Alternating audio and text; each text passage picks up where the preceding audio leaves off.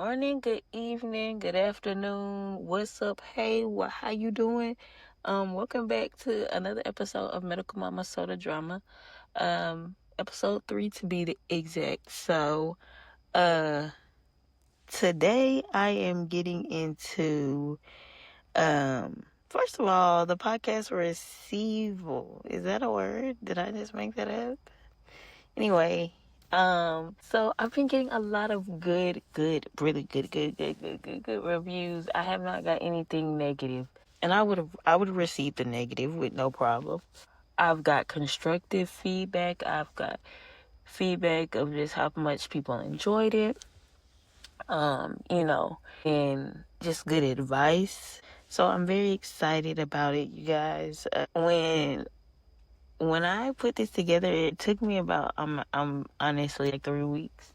So yeah, I could have made it very much more polished if I put more time into it. But I literally felt like a push in my soul, in my spirit, in my body. I said, like Melody Cherie says, God said, go. Or Steve Harvey, when he talks about taking the leap, I literally feel like I leaped off of a bridge and I am just flying in thin air.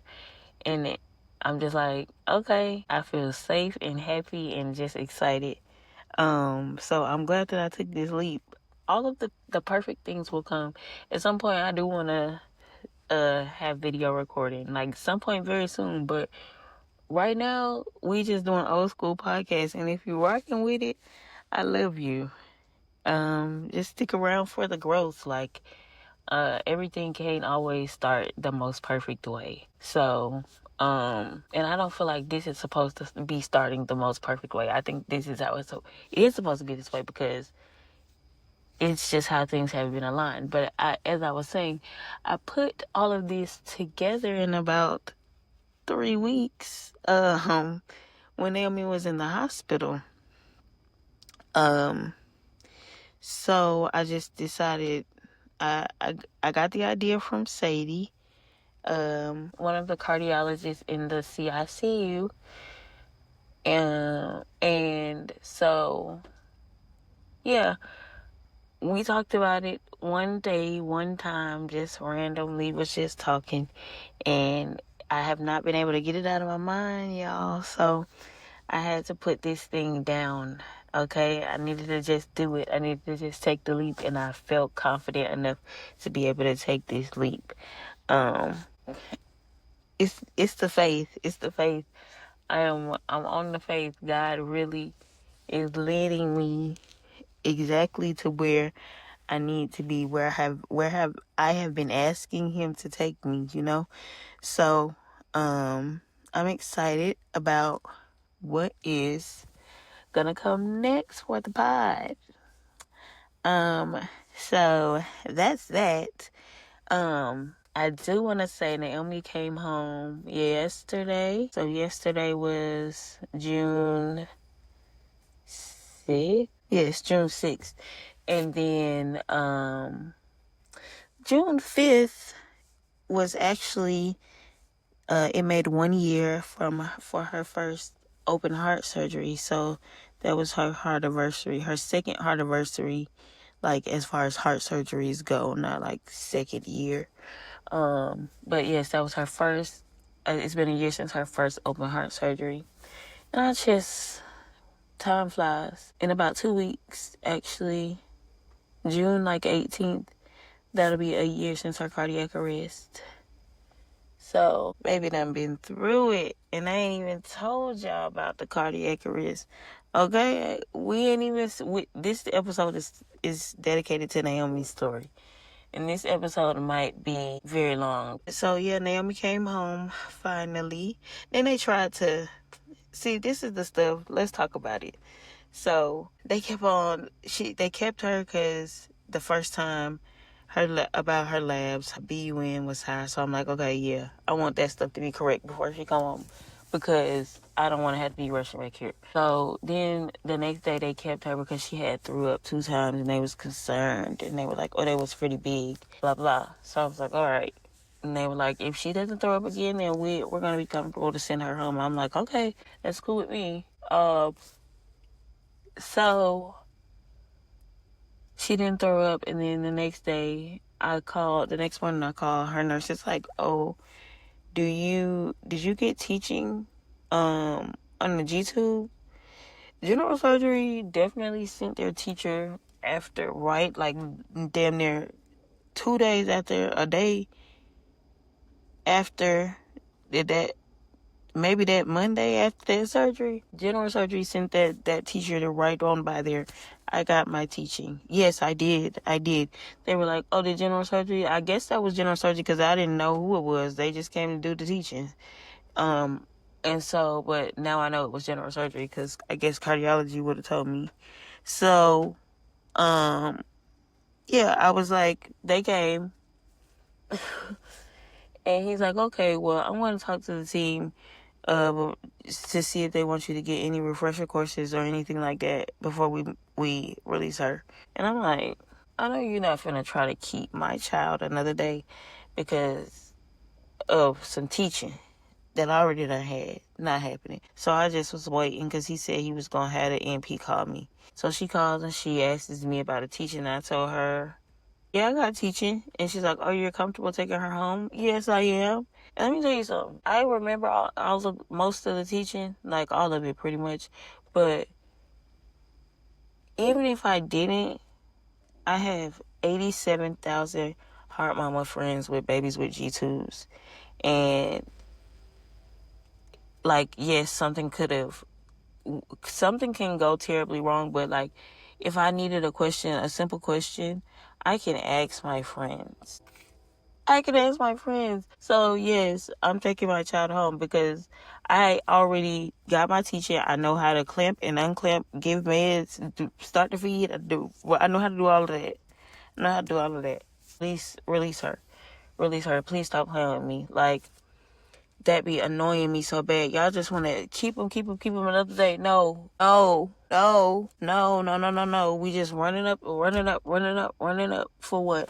She is in this bed rolling around, trying to crawl, trying to do all types of stuff. She can do that at home. She's been here long enough. Thank you. Goodbye. Okay?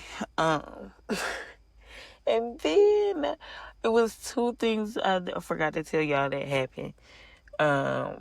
So in this admission, so the first thing was, when Naomi was having all of them belly issues, you'll hear in this episode or the next probably this episode, she was having some them belly issues. We ended up just getting her a barium enema, and that took a long time for us to get to that point though, but y'all will hear that in the story. She ended up getting a barium enema, so we ended up seeing that there was some type of blockage in her bowel. And so that's how she ended up getting an X-lap and the ostomy bag and so forth. So this time after the surgery and she was having all these belly problems, I was concerned that she was going to have another blockage. It was going to be a stricture about something. She got a rectal temperature because I asked for her nurse to get one because she just kept feeling very warm, and the axillary temperature was just not accurate enough for me.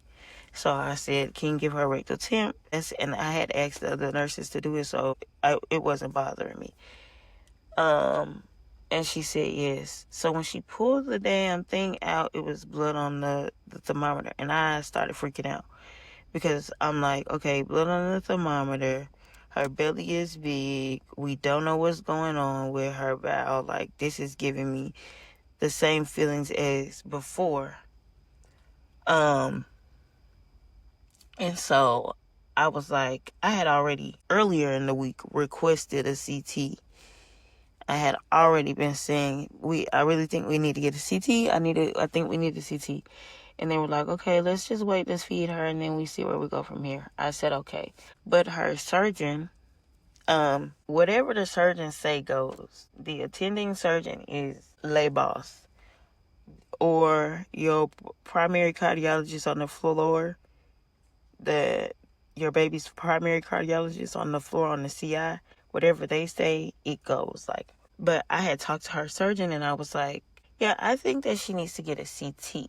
This was like a Wednesday. I was like, I think she needs to get a CT because this is just reminding me of what happened last time. He was like, yeah, I agree.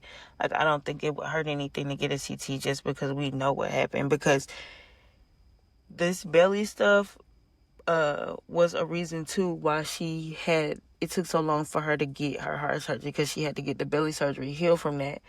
And then she, I think, got sick in between, so she didn't end up getting her heart surgery until June 5th. So, yeah, I had asked. I just, told him we had talked about that in passing, and then we moved forward. So, when this situation happened with the thermometer, I was like, okay. It was on Nicholas's birthday, my son. It was his birthday, so I ended up having to leave the hospital and go be with him and, try to focus on that. The balance.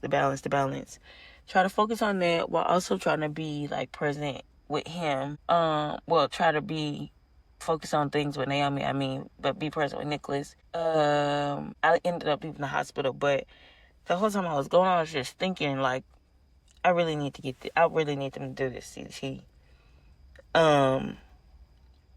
So, yeah, we're here at the house celebrating Nicholas, and I, like, literally just finally get ready to sit down and make my plate. Like, if you are a mama who be barbecue, well, I don't barbecue, I don't get on the grill, but if you make the sides, like, that shit is tiring. You make all the sides, and then you gotta make sure your kids eat. You gotta, season the meat, too. If you make the sides, you probably season the meat. You gotta do all the stuff. So, I finally finished doing everything I need to do. Make sure the kids taken care of. I finally fixed my plate. Sit down, and they call me. And I love the cardiology team in the heart center. I do not apologize for what I said this day or how I reacted. Because what I know now, what I didn't know during the beginning of the journey, I know now. So I'm not just going to be sitting around thinking, oh, what could be wrong? Because that's what we was doing before. What could be wrong? And the whole time, she just needed a barium enema and a CT. And we would have known. And she wouldn't have had to suffer through all of that. So, no. Okay. So, the nurse practitioner, I'm sorry, he's not a nurse practitioner. He's a fellow. He called me. I apologize. He called me. This man has never, to me, he was new. I had never seen him before. He did not know Naomi. A lot of the fellows that's been there for a minute, and the doctors and everybody, pretty much, they know us because Naomi was there 414 days. This young man I had never encountered before. So I saw him that morning doing rounds, and then I left. So he got pleasant. Mom that was really passionate and scared, freaking out about that blood on that thing. Okay, so he saw that. So he calls me. He's like, well, we got an x-ray, we got an ultrasound, and general surgery is pretty confident with what they saw, and they don't think that we need a CT because I had already expressed to them, like, yeah, I changed my mind, I really want a CT. And I said, I don't even remember exactly what I said, but I know I was just like, I would still prefer her to just get the CT, because just to be safe, and some better safe than sorry. I don't want her to be sitting up here still sick or still not feeling well this whole time, and we don't know what's going on. So he's like, yeah, but they have already, they already said that they really don't feel like it, that we need to do it, and the cardiology team, we just don't think that they need to do it either. Like, everything looks good, and she's calmed down a lot since earlier because she was, like, really agitated, really upset and stuff. And I'm like, yeah, but no, I really want her to get the CT. So I tell him, like, yeah, I also talked to Josh this week. Josh is her surgeon, said I talked to Josh this week, and he agreed that he thought she probably needed to get the CT. And then he tried the fuck out of me. He turns around and says, "Oh, well, we talked to Dr. Rosenblum today too." I said, "Okay. So what did he say when you talked to him?" Well, he said that he didn't really get to look at the stuff, because this was before they got the CT. I mean, not the CT, they did the ultrasound and things, but we talked about everything that was going on with her, and he doesn't really think anything is wrong with the plan. I said, when you talked to Rosenblum, what did he say to you about her getting the CT? Well, he didn't say anything about her getting a CT because we didn't get to talk about that because this was before the da-da-da-da-da. I said, well, when you just told me you talked to him, you made it try to seem like that you talked to him about the CT. That's not what's happening. I talked to him this week and she getting that CT. So y'all better figure out a way in y'all schedule. And I was screaming at him. Y'all better figure out a way to her in that schedule tomorrow or the next day, but she getting that CT.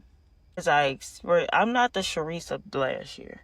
And you don't even know the Sharice of last year, Mr. Sir, but I'm not who I was before. This is not finna fly. I know more. I know what I can request. And that's another thing I have a problem with. If y'all thought that she, like, y'all think she need an x-ray, y'all think she need this, y'all like, oh, order an x-ray.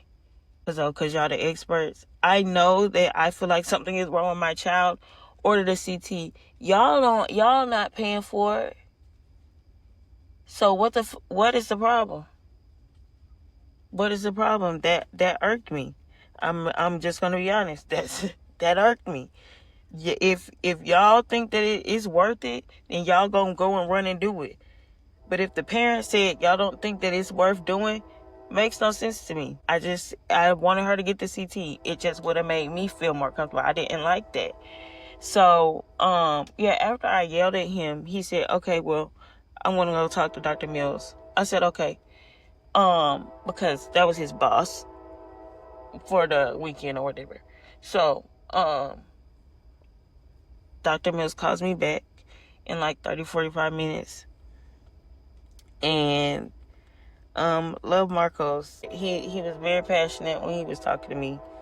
And I was very passionate too, because I literally told him the same thing I just said. I am not the Sharice of Jesus. This train is training. Girl, are we done? What the hell? Okay, so anyway, that ADHD be killing me. But I was very passionate too, because I feel how I feel, Marcos. I truly do. I'm not the Sharice of last year. I know more now, and I'm not going to continue to do it. I'm not going to just continue to wait around. No, that I am action first. Proactive, not reactive. That's what I get for wanting to sit outside. But I'm telling y'all, this is the only peace I get. And I don't even get peace in the house. I mean, when I'm outside. I just want to feel safe. Like, I want to make sure that we have covered all the bases. Yep, we seen the ultrasound. Yep, we seen the x-ray. Y'all looked at the abscess. Y'all see that it's a pocket of fluid. Da, da, da. I understand all of these things. I still want her to get the CT, though. And I guess it was relayed to Marcos that I wanted to rush her off to CT immediately. And that was irrational as fuck. But that's how I know that young doctor fellow, he didn't know me. So, me and Marcos ended up agreeing pretty much that if she woke up the next morning feeling terrible, because that's what was happening, she was fine during the day, next morning she was waking up feeling terrible, she was gonna go to CT. Like, anytime that anything looked bad or turned bad, the first thing they was gonna do was the CT. And I was like, okay, I can compromise with that. Now, my friends, they have told me, you should have told them that you want that CT regardless. You don't care what they say. Or I should have told them, put it in the chart and make sure it say that. Whatever. Yes. But also, I was willing to sit back and just let the compromise happen. and see what was gonna happen, because I was definitely for sure my child was gonna wake up the next morning and she was gonna need that CT, and she ended up not needing it. So yes, they ended up making the right call, but like, I was just for sure something was going on, like something was really wrong, because her belly just kept getting bigger and bigger, but the whole time it was an infection. It was the abscess. So and the antibiotics that they told me, that told us that they didn't need, she truly did need, just to fight off anything, to get all of that stuff out, because they had to come back and open the thing up and all of that. Like, come on.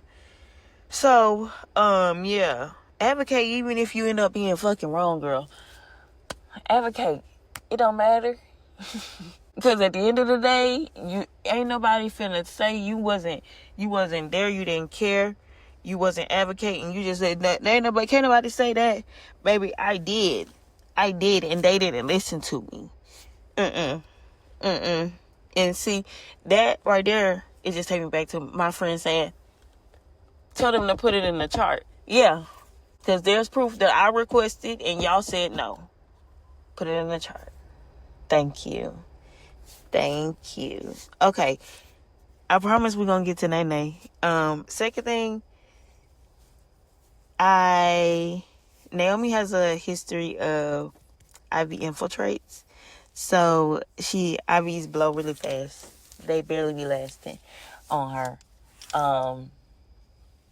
And so I'm always checking her IVs when she's in the hospital, just to be sure, because she got a really bad one time. And so I just always check. So, yeah. One morning, she woke up and her nurse was doing something to her IV. And I ended up touching her arm. This was her night nurse, though. This was right at shift change. I was touching her IV. I said, that needs to come out. I could tell that it was puffy. I could tell that it was about to get bad. And so she was like, okay. She tried to touch it. She's like, oh, it flushes fine. She's had a history of infiltrates, and they'll flush fine, but it still be infiltrated. That needs to come out. Okay. So she go out, and her and the nurse, her new nurse for the day shift, they doing report. I stepped out in the hallway. I said, when y'all are done, y'all gonna come in here and look at this IV, right? Yep, we're gonna do it. I said, okay. All right. So when they come in, Naomi is still asleep, but I'm awake, and I hear them talking, but they talking low tone, because Naomi is asleep is what I'm thinking. But I hear somebody say something about a flush. I said, she's had times when it flushes fine. And she's like, oh no, we're talking about flushing it because she's getting potassium right now, so we can't flush it. But once the potassium is done running, we'll detach her and then pull the IV out. And I said, okay. So I go to sleep. The night shift nurse goes home. So this is no longer her responsibility. I go back to sleep because this is right at shift change, 6, 7 in the morning. And I already barely got sleep. So I wake up at like 9. And I really wasn't paying attention like that. But Naomi's occupational therapist came in. And this is her occupational therapist that she's had since literally the day she dropped down at Choa. So she's been with Naomi since almost literal birth. It was her last day at work, and how serendipitous, Naomi got to be there for her last day at work, and she got to see her, whatever. So, she came in, and Naomi and her was playing on the floor, doing little occupational therapy things, but mostly just cuddling, because that's what they be doing. Oh, I love you, Kelly. But, if you know Kelly and Naomi, you know why it's funny. So when she was holding Naomi, I realized the IV was in her hand still. And okay, the IV is still in her hand. You didn't pull it. But you actually have something running through the same IV that I just told you to pull out. I told you to pull that out this morning. I'm not the doctor, but I know what I'm talking about. So I said, touch that hand. And she's like, oh yeah, that feels puffy. I said, okay. So she come back in, the nurse come back in, and she said, hey, her hand feels puffy to me. You think this IV needs to come out? And she says, oh yeah, I'll take it out right now. Babe, are you fucking kidding me? I ain't want to say the B word, but I'm gonna say that fuck. I'm sorry. Are you fucking kidding me? I told your ass this morning to take that shit out. That's how I wanted to react. But then they would have been calling Cold Purple on me. So I just sat there and looked at her. But my phrase for that whole day was, it's not what you know, it's who you know. Okay?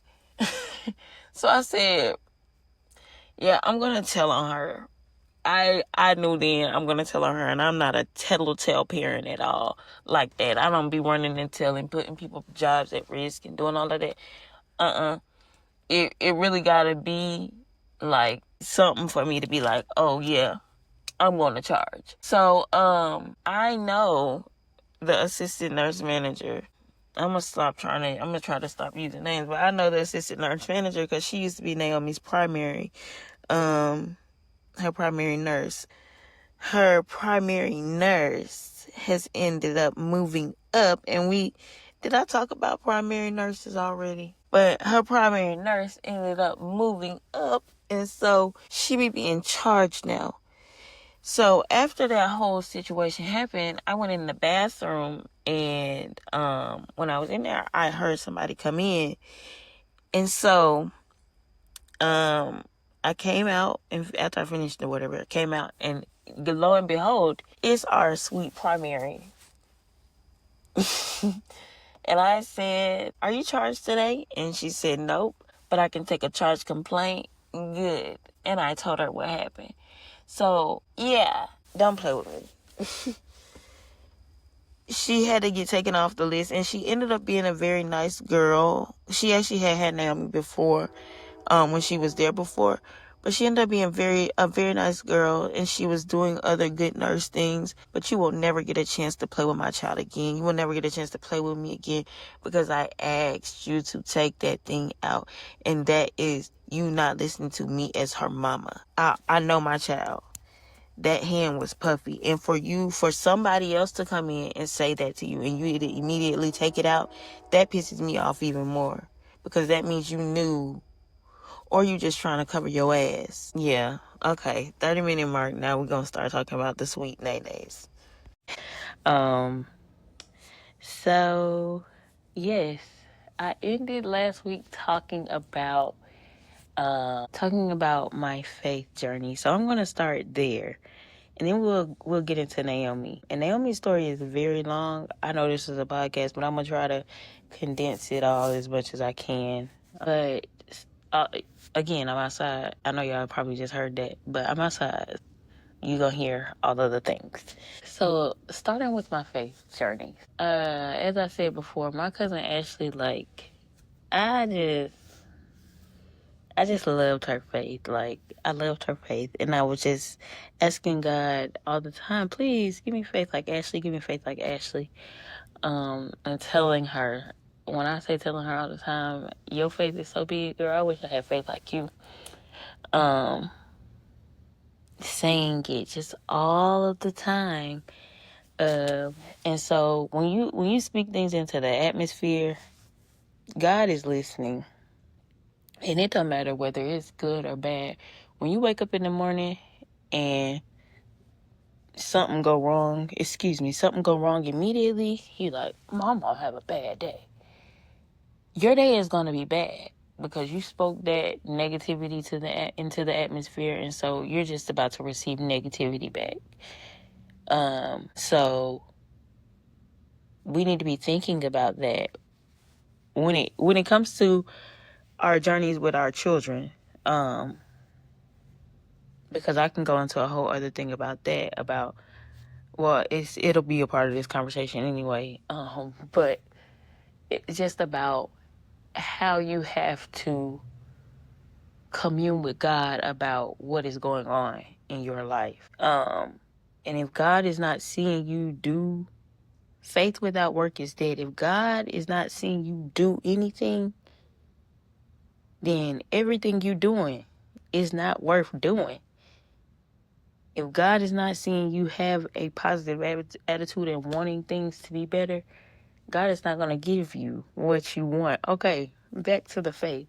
So I spoke that into the atmosphere. I spoke it into the atmosphere so much so that God said, you must really want this big faith. And I truly don't know if you know what you are about to get yourself into. And I surely absolutely didn't know what I was going to get myself into when I was asking God for that big faith. He said, if you want it, I'm about to show you what it's going to take to have it. And you going to have to show me that you truly want it. And when I say I know that God said that to me, I don't I don't have like no vision or anything like that. But I just know in my spirit that God said it to me. Now that I ain't over the hill of the journey. I'm still through the journey, but I'm through the thick of it. I'm through the thick of it. And so now I can see more and I understand why this journey has been what it has been, because I had to understand that I can't be worrying. I had to understand that I can't be asking God and then being like, God, you're going to do it. You're going to do it. You said you was going to do it. I asked you. Remember we talked? I can't do that. I can't do that. I have to literally ask God and be like, babe, let it all work out. God is going to work it out. God is going to work it out. So, that leads me into what made me push into this faith that I asked God for. So, the year that I got pregnant with Naomi, so that was 2023. My grandfather had just passed, and like a month before, and then maybe 2 weeks after that, me and her dad, or my kid's dad, broke up, and then 2 weeks after that, I found out I was pregnant with her. So I immediately just always had, like, I was like, Jesus, what the fuck is this? But also, I had, okay, Nicholas had to question, so I had to handle that. But anyway, I was concerned because I'm like, what is happening? You know, I'm pregnant, but also I just had a peace. Like, it is what it is. It's gonna be what it's gonna be, and I'm just gonna have this baby. I truly did not care whether or not, I didn't care what anybody thought. I didn't care about anybody's opinion. The daddy, my mama, I didn't care about nobody's opinion. Okay, my daddy, nobody. I did not care about anybody's opinion. I had made up in my mind that I was gonna have this baby. I don't know. I just felt like I had to have her. I felt like, yeah, this is gonna be crazy, and this is before I even knew she had a heart defect. I knew it was gonna be crazy, but I just felt like I had to push forward in this. Also,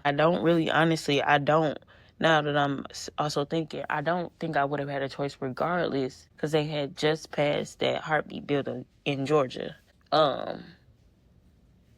Yeah, I don't know if I would have had a choice. So, but I know there's ways. Anyway, I don't think I would have had a choice because of the heartbeat bill. So I would have had to push forward anyway. But at that time, that wasn't even on my mind. I was just like, the heartbeat bill wasn't on my mind. I was just like, we're just gonna do this.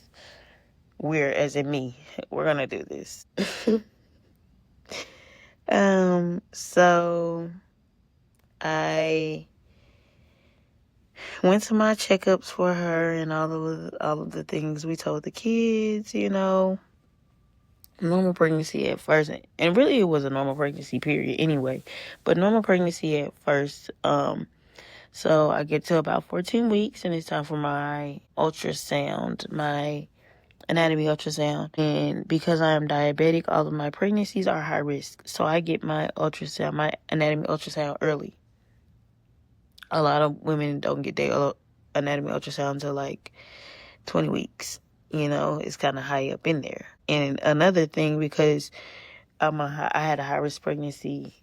Every time I went to the doctor, I was getting ultrasound, so I got to see my baby the whole pregnancy.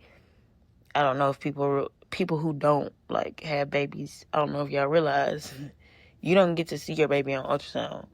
You get your anatomy scan, and you might get one or two more, but you really don't get to see your baby on ultrasound, and you get the first initial ultrasound, the confirmation of pregnancy, the probe.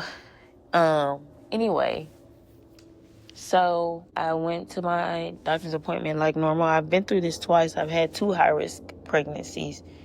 So I know the drill. Go to maternal fetal medicine.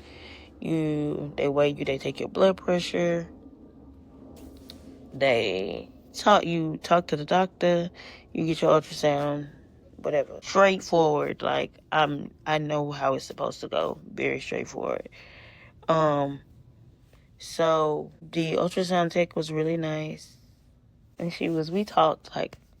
We was talking, and that's the thing. We was talking, and then she got kind of quiet for a second, and then she was like, "When you did your blood work, right?" And I was like, "Yeah." So it was like the blood work to see if they had any birth defects or anything like that.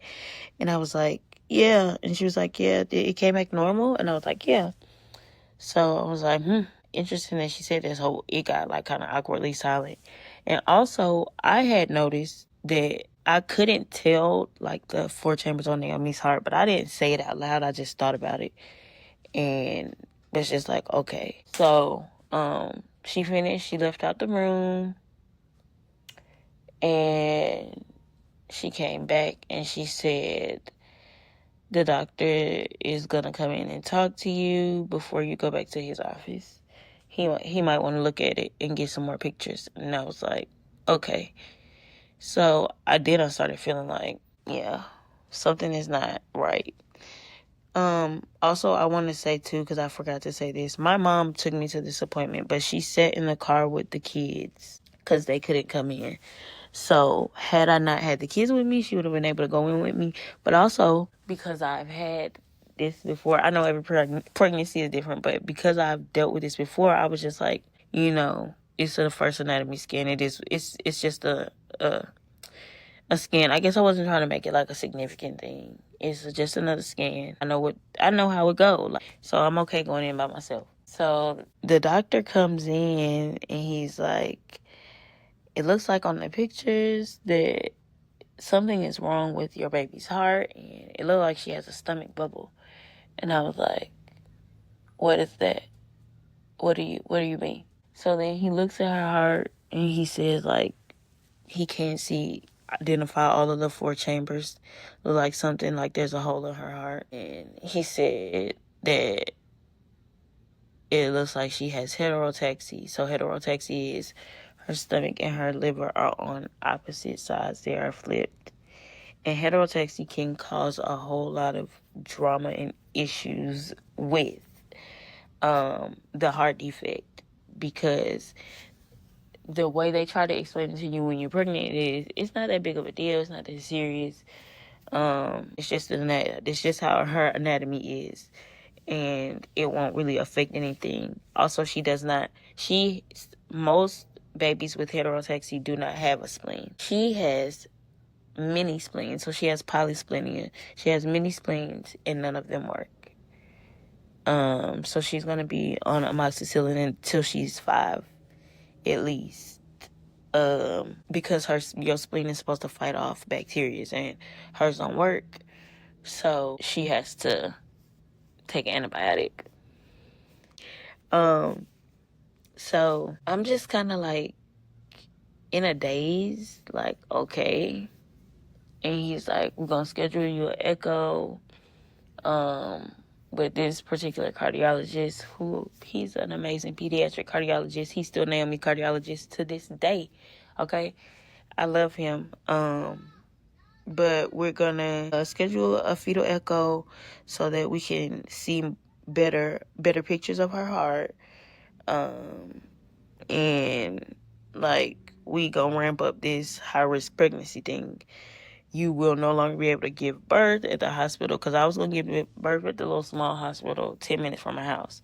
No, you will not be giving birth here. You have to go to a bigger hospital. Okay, that won't be happening. It will not be safe for her to be born anywhere else, because then we have to transfer her somewhere else. She needs to be born at a bigger hospital. Okay, so I had to transfer my it was all a part of Wellstar, but I had to transfer my care from my OBGYN to the other hospital, and that really devastated me, because I really liked the doctors, the midwives, because that's what I was seeing was midwives.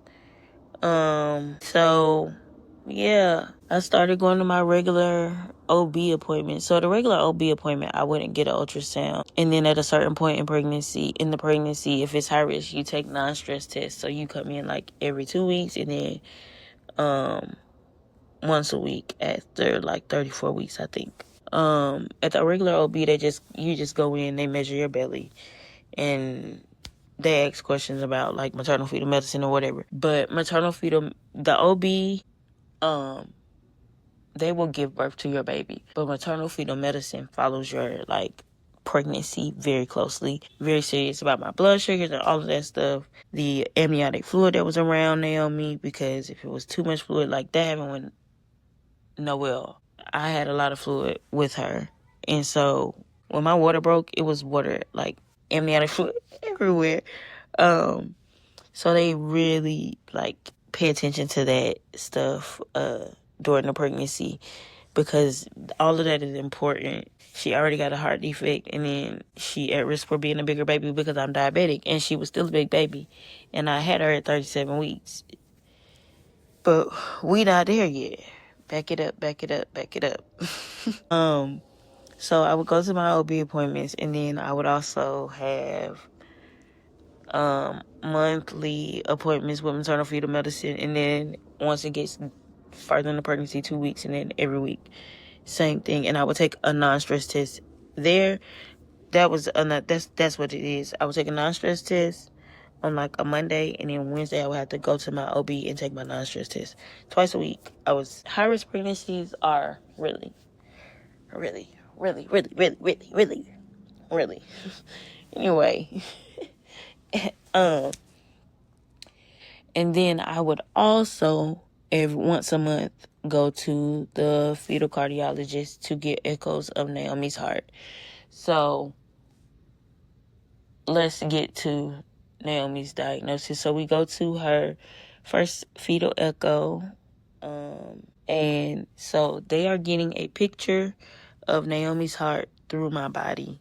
So they're doing an ultrasound of my belly of Naomi's heart. And so her defect ended up being a complete AV canal defect. That's what they could see while she was in utero. And then she has a lot of veins that are flowing into the wrong place, dumping into the wrong place. Once she would be born, her oxygenated blood would be coming back through, and through the heart, and the oxygenated blood not supposed to be going back through the heart. It's supposed to go out of the heart. So then that causes more fluid on her lungs. Another thing we will circle back to when we get there. It's just a lot. So when she's in utero, when heart babies are in utero, when most babies are in utero, mommy is doing all of the things for them, breathing for them, feeding them. They don't have to do anything. They do practice breathing. They have hiccups. They kick, they cry, they do all of that stuff. But they're not doing it. They pee, hell, but mommy is doing all of the things. So they don't have to make their heart beat, because mommy's heart is beating for both of us. When they are born, they have their body has to kick into play. So all of their things have to start working. Wake up brain, wake up heart, wake up lungs. It's time for us to do our job. We're here. We're on this earth. It's time to work. So, very, very hard part about pregnancy is the labor of getting the baby out into the world, right? And I know that this baby been safe inside of me for 9 months, and now I gotta put my baby into the world and like let them live, let them do them. And so parents who have medically complex kids, specifically for me, my baby got a heart defect, and I know I'm giving birth to her, but when she's born, that heart ain't gonna work like it's supposed to. When she's born, them lungs not gonna work like they supposed to. Because also I didn't mention Naomi's anatomy. Her liver and her stomach are flipped, but also her heart is midline, lays directly on top of her lungs. So when her heart is beating, it's compressing her lungs. That calls for lung problems further down not even that far down the road. Literally. So, this is in this anatomy is because of the heterotaxy. So if you're listening and you are an OB, a maternal fetal medicine doctor, you work in the heart center, you know anybody who says, yeah, my baby is gonna have heterotaxy, you know they're pregnant, and you hear that, let them know it's not just an easy little walk in the park. It's not just the anatomy, because that's a lie from the pits of hell that they are telling us in those maternal fetal medicine offices. That is a lie. It is not just something easy. The heterotaxy affects the heart defect immensely, especially in the case of Naomi. I know, but I also know because I have a close friend whose son is also heterotaxy, and she struggles with a lot of issues too. The heterotaxy is the root. The heart defect is the heart defect, but the heterotaxy makes the heart defect even more complex. Okay. So he tells me that there's some veins that's not sending stuff in the right way. He drew a picture. I wish I still had a picture of it. I have to look on my phone and see if I took a picture of the picture, but he drew a picture of it trying to explain it to us. And I think leading up to that, me and her dad were really just kind of numb. And I'm not putting my business out there like that, but we weren't in the particularly greatest place while I was pregnant. We didn't really lean on each other through that, but I think we were just kind of numb and just like unsure of what was gonna be next. I mean, and when he explained it to us, it was just like, between 4 to 6 months, she'll have surgery at Children's Healthcare of Atlanta, and then everything should be good. Like, once they repair her heart, she should be good. She shouldn't need any more surgeries. Naomi, I said that in the last episode, Naomi had 4 surgeries, 3 of them heart surgeries before she turned 1. 3 heart surgeries before the age of 1. 3 heart surgeries by the time she was 9 months old. 4 surgeries total. And I don't blame him, because from what he understood of this particular defect, this is how it usually goes. And because there is not a lot of understanding of heterotaxy, nobody really understood that what a big thing it was gonna be. So I just lived my pregnancy in fucking bliss. I'm gonna be honest. I didn't look up a fucking thing. Okay, let me tell you that. Most people go research, I need to know this. I didn't look up nothing. Did I look up the name of the defect and what it was, what it meant? I did that. Lifespan, blah, blah, blah. This, the black, blah, blah, blah. Didn't look up any of that. Didn't join any groups on Facebook, any type of community didn't do any of that. I am a doom scroller. Nope. That wouldn't have worked. So, my whole pregnancy, I was just in la la land. And it was just gonna be that. That's what it was. My plan was to just have my baby. I had a plan to have her with no epidural. I gave birth to 2 children. The first one, she came before the epidural could kick in. When I was getting my epidural, my water broke. So by the time they had got the epidural in, within 10 minutes, I was pushing her out. She was out in 3 pushes. I technically pushed her out, natural birth. I never felt that epidural. If I would have felt it, I would have known the second time, don't get that epidural. I got the epidural the second time, and I couldn't feel my legs, and I stalled out at 9 centimeters. And then finally was able to push him out, but almost he got stuck. I don't like that. I need to know that I'm pushing, and I need to be able to feel that. So I said, if I ever had a third child, I'm not doing the epidural. I'm gonna go natural. I was 24, a young spring chicken when I had Noel. I am 32 years old now. Naomi's 18 months old. I had her at 30, 31. Yeah, no. I don't know what I was thinking. So I go, actually, and I don't think the labor would have been bad. I think I might have been able to push her on out. But I go into labor. We go with the birth plan. My sister and my baby daddy there. We go with the birth plan. I don't get the epidural. I do get the pain meds, but I don't get the epidural. And that was some real stuff. Like, let me tell you something. I don't remember it being that hard with Noel, but I walked mostly every day with Noel. I was very active during that pregnancy. This pregnancy, I didn't do nothing. I was sitting down. Throwing up, because Naomi gave me terrible heartburn. Like, oh my God, terrible heartburn. The night before I went into labor, I was just throwing up. But that was probably a sign I was going into labor. But yeah, I don't remember the pain being that bad with Noel, but again, I was so young. But the pain was so bad.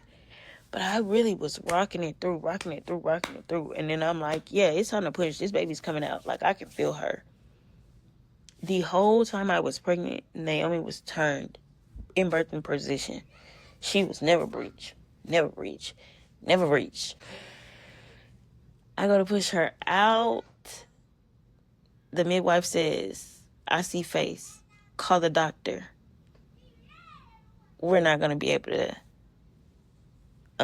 keep doing this because they could risk breaking her neck. And I said, oh, okay. So now I'm crying because I'm having I was already crying, but now I'm really crying because I'm having contractions every 5 seconds. I want my baby out, and y'all telling me I'm about to have a C-section, and I ain't never wanted no C-section. I used to be first, I never wanted no C-section. I was really upset. So then they were like, we're not going to be able to put no epidural in her. We're going to have to put her under anesthesia. I don't really remember that conversation too much. I just know because I was moving too much, they wasn't going to be able to put the epidural in. But they were like, when we get in the OR, they're going to try. And Junior, my kid's father, he was like, I don't want her to be in there by herself. But if they was something about them, the anesthesia they was doing, he couldn't be in there. If it was an epidural, then he could have been in there, but it was something about the anesthesia. So, yeah. I go to give birth to my baby, and every 5 seconds on the way to the freaking OR, I am crying, screaming. And when that man tried to put the epidural in my back, I could not stop moving. He's like, yeah, we're not going to be able to do this. I was like, fine. Knock me the fuck out, because no. Like, cause at this point, the labor is going on longer than it needs to be going on because she was ready to come out, and I am in pain. Like, knock me out, cut this baby out of me. So, they cut that baby out of me, and she goes straight to the NICU, obviously. And they feed her. She's okay. She didn't require oxygen immediately. She did end up requiring oxygen maybe on like day 5, and they put in the NG tube. She might have started requiring oxygen earlier than that, but I know probably day 5 they definitely put in the NG tube, because she could not breathe to eat, so they had to start putting her on oxygen maybe like at 3 days old. Yeah, I'm sorry, I'm just thinking about the time. she's been going through this so long. So they had kept doing echoes of her heart, getting pictures, and she was just struggling so hard to breathe, so hard to breathe. And they were like, we weren't expecting this. Yeah, my kids don't let me know peace. That's why I said I come outside, but they still don't let me know peace outside. But they weren't expecting anything to start happening until like about 2 weeks old. And stuff started happening to her with her on day 3. Struggling to breathe, just showing a lot of problems in her heart.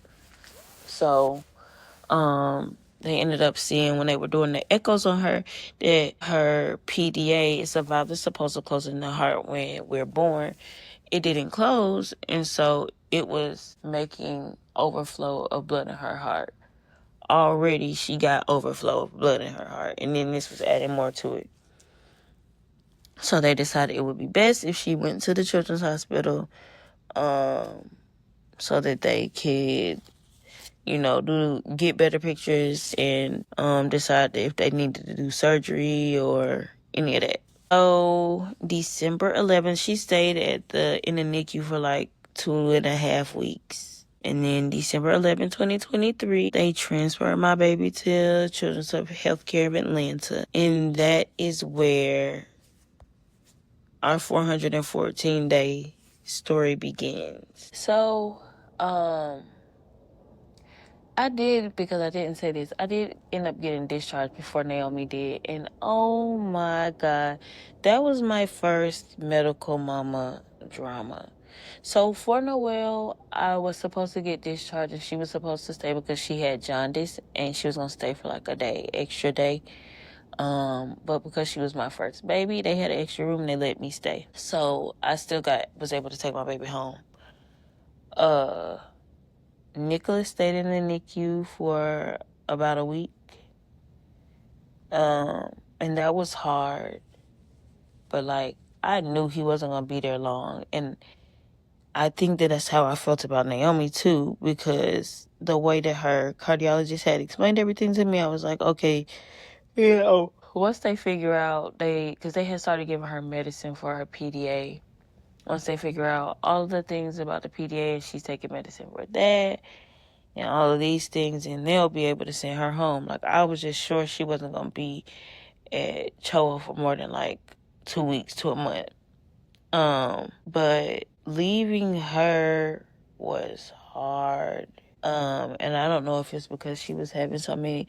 I think that's exactly what it was. Like, when I was set to be discharged, everything with her started going haywire.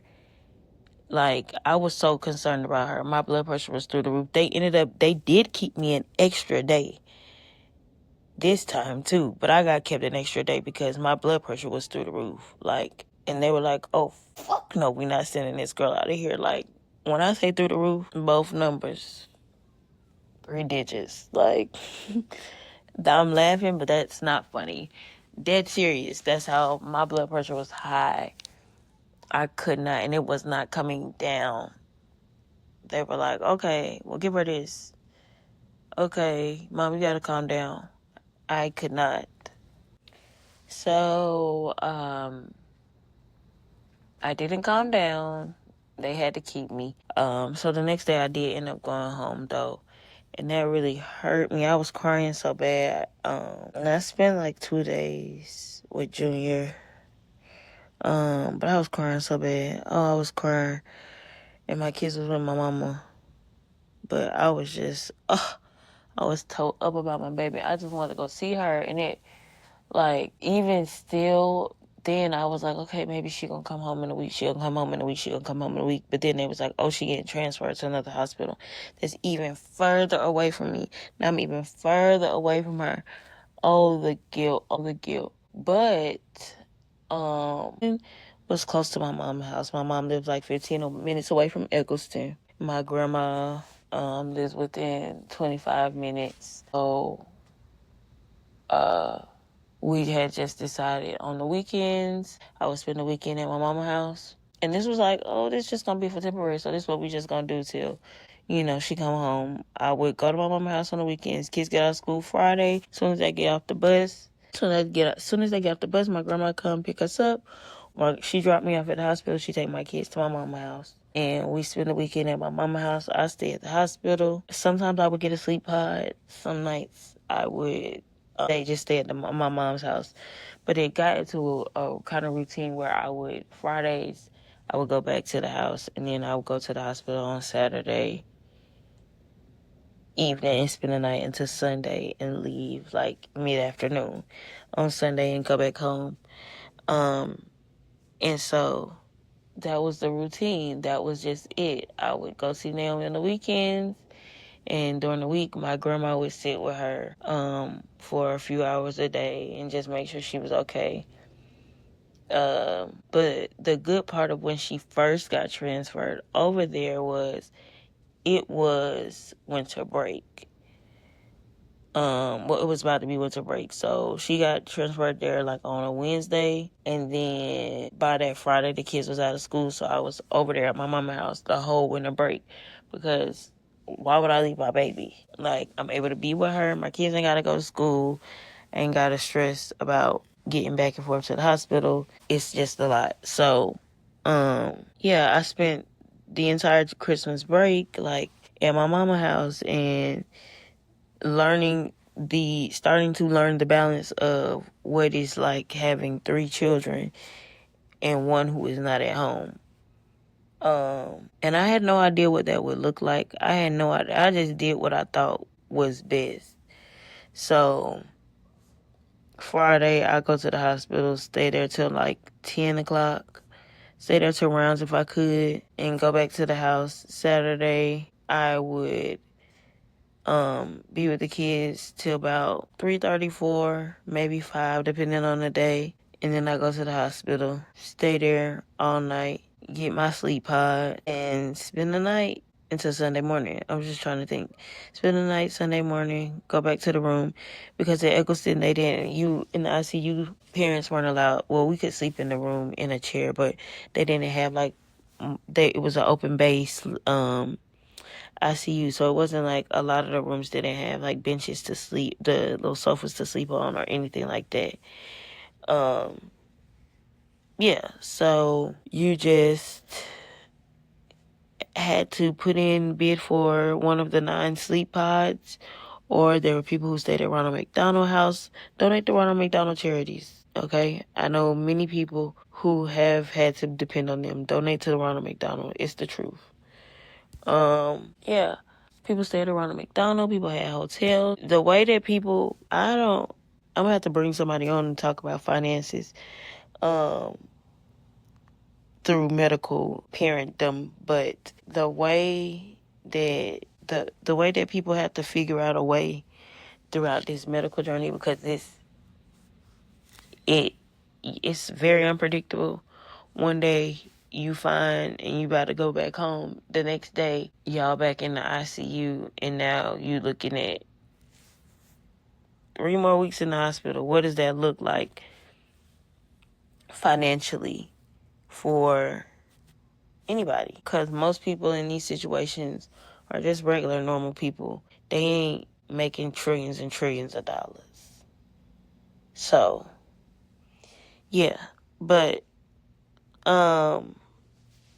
so, like, what does food look like in the hospital for long-term periods of time? At Eggleston, the food was cheap. I got meal vouchers. I eventually started getting meal vouchers. I still do get meal vouchers, but a lot of families cook meals and bring them and keep them in the refrigerators that the hospital provide. Like, so much stuff. What goes into, you truly don't know the thoughts about all around all of this, because you will be out of $600 in a week because you DoorDashing, Uber Eats, and food to that hospital. You'll be out of plenty of money. So you have to figure out ways to make it work. every family in there is figuring out a way to make something work for their family. You have to figure out ways to make things work. Also in the Heart Center, they have the snack cart. And the snack cart is provided by families who kids have been in the ICU. And they they come back and they donate the snacks or whatever. That is literally mostly family funded. Families are always donating snacks because when you're in the ICU, sometimes you just need an airhead. Sometimes you just need a honey bun. Sometimes you just need a cherry Coke off of the snack cart. That's one less thing I have to worry about going to the cafe to buy. So it is community building. The community you build in the hospitals, like the things that are provided, you become very thankful for. So yeah. Anyway, I just made my thing work. I saw her on the weekends, and I talked to her through FaceTime and video call during the week from my grandma. So my grandma was a pivotal part of this journey. And my whole entire village was a pivotal part of this journey. But my grandma, I really have to give it up to her because she literally put everybody on the back burner for my kid. Like, if your name was not Naomi, good luck, okay? It's only one other person.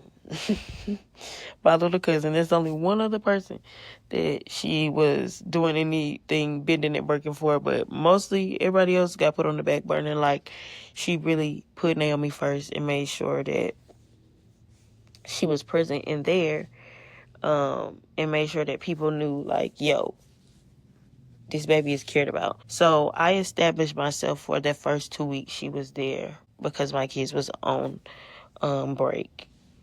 So I was able to be there, and then I communicated with the doctors like, hey, my kids are going back to school. I'm leaving, going back home, but my grandma will be here. Okay? So this is where advocating for me started. Well, advocating for me started way back when, I guess, well, I really didn't know. This is when I guess I felt like I was advocating for real.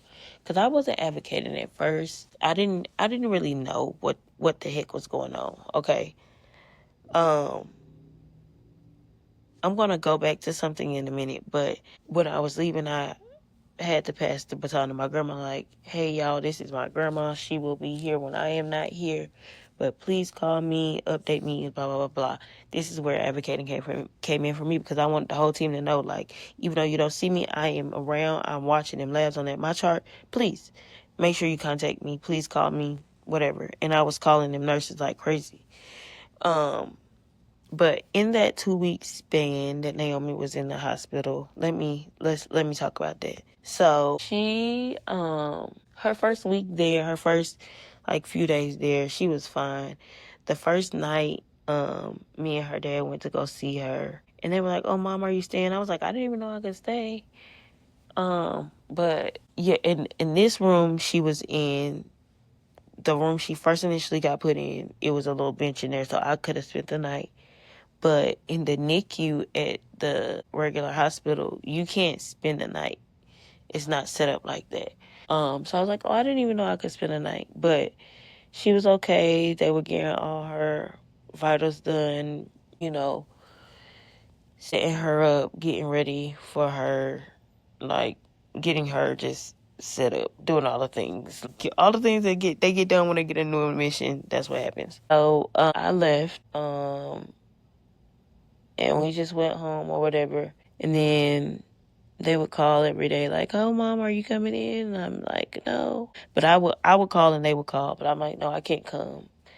And this is before my grandma could go. So in order for people to go without you, they have to be on the security list. And I wasn't at the hospital when registration was open, so I couldn't do any of that. So everything I had to do was that Friday when I got there. So I got there that Friday, and she was fine. She was doing so good. I was able to hold her, snuggle her.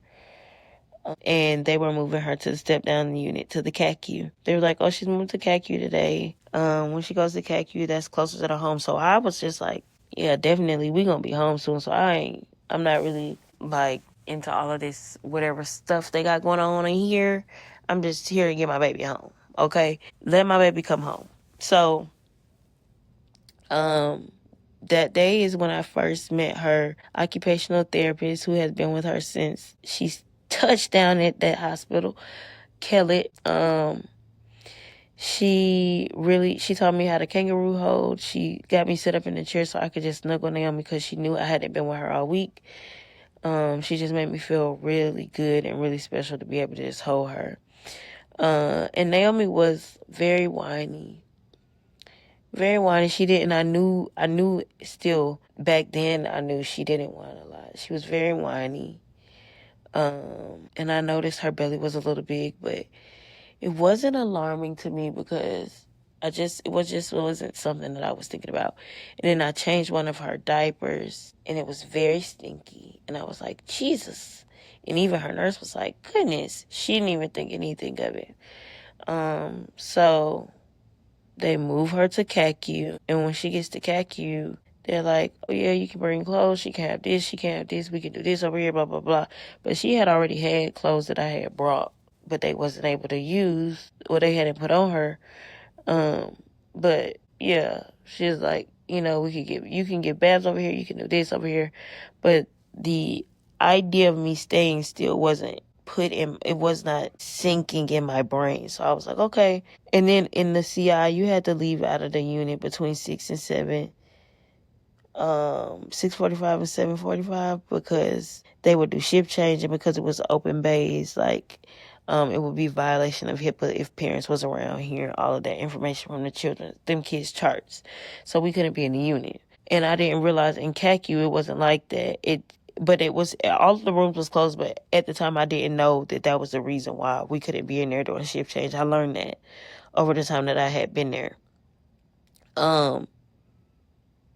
So I was just like, okay. They said they was going to put in an IV or something like that. I was like, okay, well, I'm going to leave because I had to leave and go back and be with the kids. So I was like, okay, I'm going to leave and I'll be back tomorrow. The next day came and they were like, yeah, it's some blood in her stool. Something is really going on. We don't know what.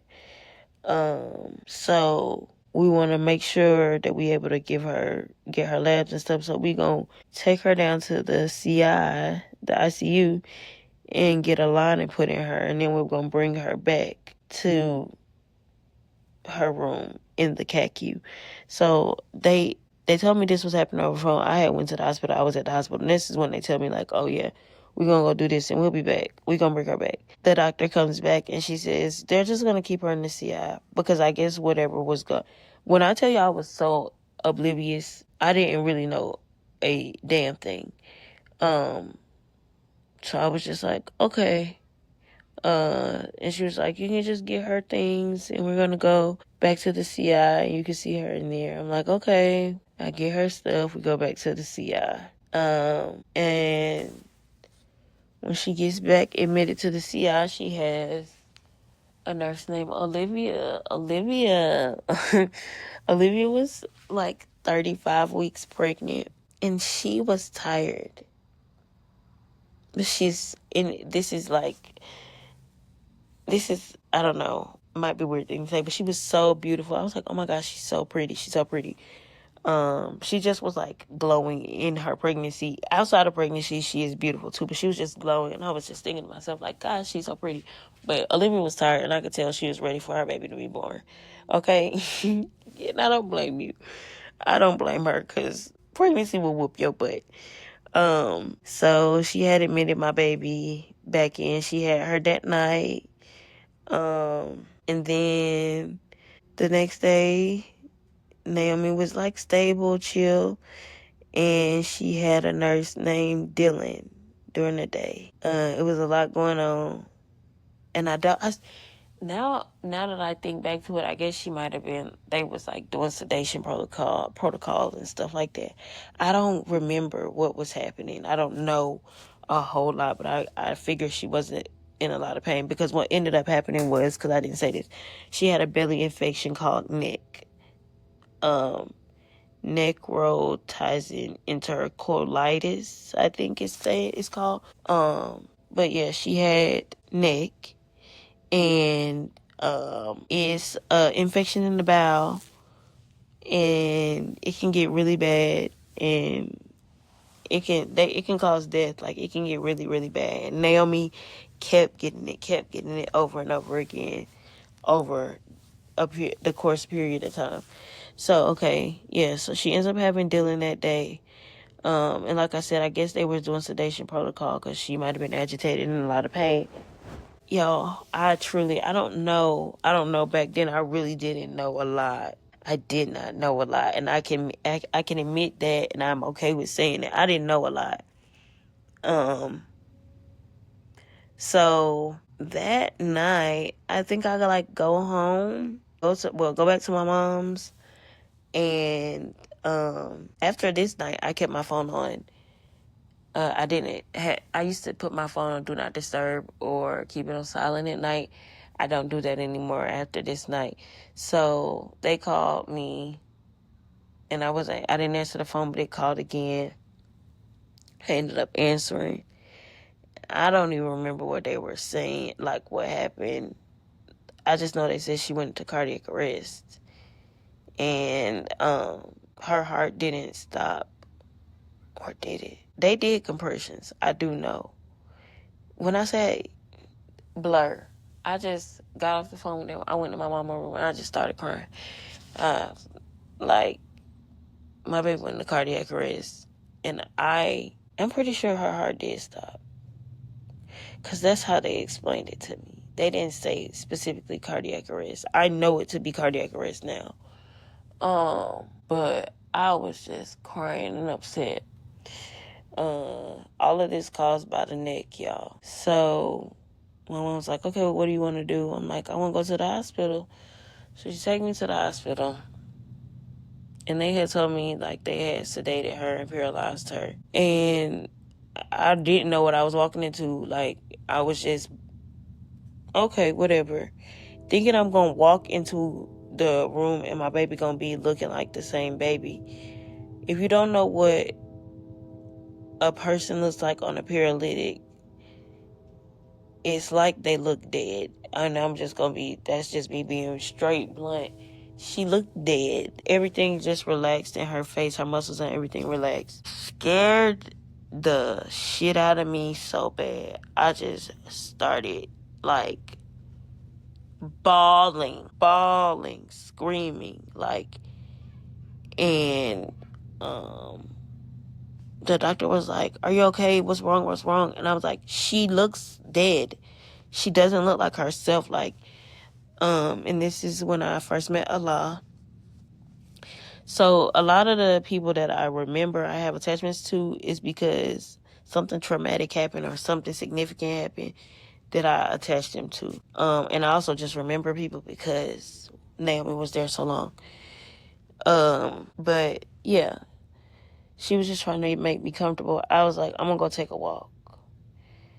So I call her dad when I go out there, and I'm just like crying. He's like, Sharice, what's wrong? Is she okay? I'm like, she do not look like herself. Like, I kept saying, like, she looked dead. She's just not okay. It's not okay. Crying to him. When we get off the phone, I go back out to the car with my mama. Me and my mama sit in the car for like an hour. This is like at 3:00 in the morning. We sit in the car for like an hour just listening to gospel music and praying, like, and I'm just sitting there staring off into space because what the freak is happening? Oh, rewind back. Y'all, I left the hospital one night, and I got in the car with my mama and I said, so this is the night before Naomi went to the CACU. I said, I'm so thankful because when I was leaving, there's so many babies on all of these machines. And I was crying to my mom about it. The baby that I saw was my friend's baby, and that she ended up being my friend, but I didn't know it. I didn't know who she was at the time. But that baby that I saw, she was just laying on the bed, attached to all this equipment, machines around her. And the machines around her is very sad, but the way that it's set up is poetically beautiful, and the baby is laying there very beautiful with beautiful sheets and all of these things. So they try to make it like a better experience, and like the machines are lined up in a nice, neat way. Everything is just poetically, beautifully arranged in the room, but it's still very sad. I remember telling my mom, my baby's attached to one machine, and I'm so thankful to God, like, I'm so thankful to God because it's babies in there attached to 10, 11, 12 machines, lots of machines, lines everywhere. And I was crying. So I'm sure that's the night God said, la la la, you thought it was going to be easy, la la la, blah blah blah, ha ha, that's so funny. I'm going to show you. I'm going to show you. So, yeah, Naomi went into cardiac arrest, and I was like, what is happening? How did we get here? How did we get here? I'll tell you how we got here. God is sitting me on my test. But yeah, I'm really just trying to figure out how we got to this place. And what the hell are we going, like, what is we about to encounter? What are we about to encounter? Because am I ready? I said I want a big faith, huh? Let's see what you got. Thanks for tuning in to Medical Mama Soul the Drummer. I can't wait to keep venting and oversharing with you guys. Please tune in next week, and I'll see you later. Medical Mama out.